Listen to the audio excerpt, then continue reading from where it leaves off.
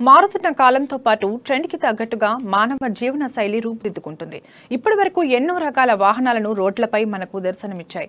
ఎక్కువగా మైలేజ్ ఇచ్చే వాహనాలు, గంటకు ఇన్ని కిలోమీటర్లు వెళ్లే వాహనాలు అని ఎన్నో రకాల వాహనాలను చూసాం. అయితే అవన్నీ కూడా ఇంధనంతో పనిచేసే వాహనాలు. కానీ ఇప్పుడు మనం చూసే వాహనాలకు డీజిల్ కానీ పెట్రోల్ కానీ అవసరం లేదు.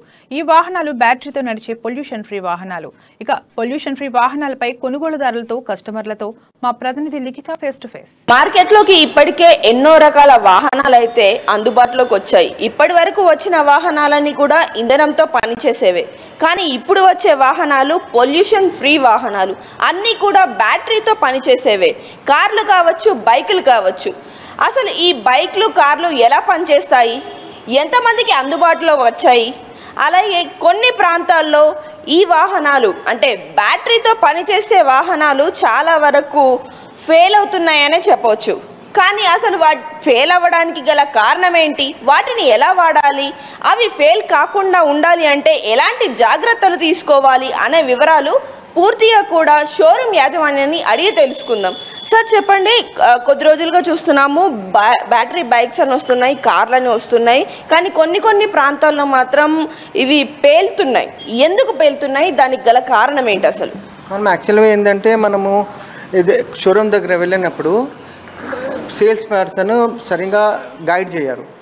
ఏంటంటే మనం ఆల్రెడీ చెప్తాము 3 అవర్స్లో బ్యాటరీ ఫుల్ అయిపోతుంది, 3.5 అవర్స్, 5 అవర్స్, ప్రతి బండ్లు అలాగ విధంగా ఇది అవుతుంది.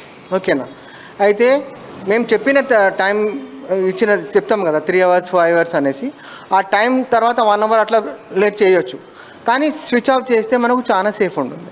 మీరు ఎప్పుడు విన్నా కూడా రాత్రి ఎప్పుడు పేలిపోయినాయి, ఇట్లా పని చేస్తున్నప్పుడు బ్యాటరీ ఛార్జ్ పెట్టారు, పేలిపోయినాయి అని వస్తాయి.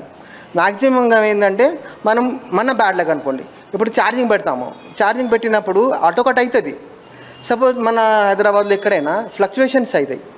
అప్పుడు ఏ ఎలక్ట్రికల్ సంబంధించిన వెహికల్ అయినా, ఎలక్ట్రికల్ ఫ్రిడ్జ్లు ఏదైనా ఉండని, అది ఏమవుతుందంటే ఫ్లక్చువేషన్ వల్ల ఖరాబ్ అవుతుంది.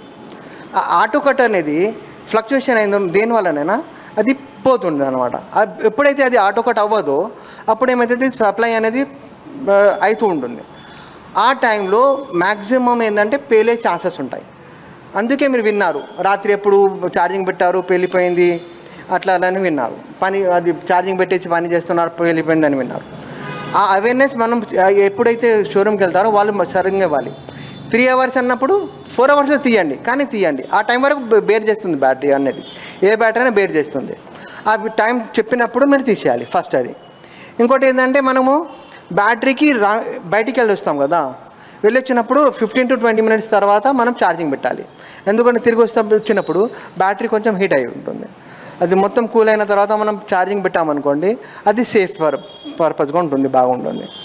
అంటే కేవలం బ్యాటరీ అనేది చెప్పిన టైం వరకు అంటే ఎక్కువ టైం మనం బ్యాటరీ ఛార్జ్ చేయడం వల్లనే ఈ ప్రమాదాలు జరుగుతున్నాయంట. మ్యాక్సిమం అది అవుతుంది. మీరు విన్నారేమో, అది కూడా మీరు విన్నారు ఆల్రెడీ, బ్యాటరీ రాత్రికి ఛార్జింగ్ పెట్టినప్పుడు పేలినాయి అవనేసి. అదే మ్యాక్సిమం కారణాలు. ఇంకోటి, ఇప్పుడు మనము వేరే బ్యాటరీలు కూడా వస్తున్నాయి, అది ఫైర్ ప్రూఫ్ కూడా ఉన్నాయి. ఏదంటే లిథియం ఫాస్ఫేట్ బ్యాటరీ, అది బాగుంది. ఇంకోటి నికెల్ మ్యాగ్నీషియం అయన్ బ్యాటరీ ఉంది, అది కూడా బాగున్నాయి. అంటే అన్ని బ్యాటరీస్ బాగానే ఉంటాయి. కానీ లిథియం అనేది ఏంటంటే ఇప్పుడు ఉన్న ప్రాబ్లమ్స్లో లిథియం వస్తున్నాయి. అది కూడా మన కేర్లెస్ వల్లనే అవుతుంది. మార్కెట్లోకి ఇప్పటికే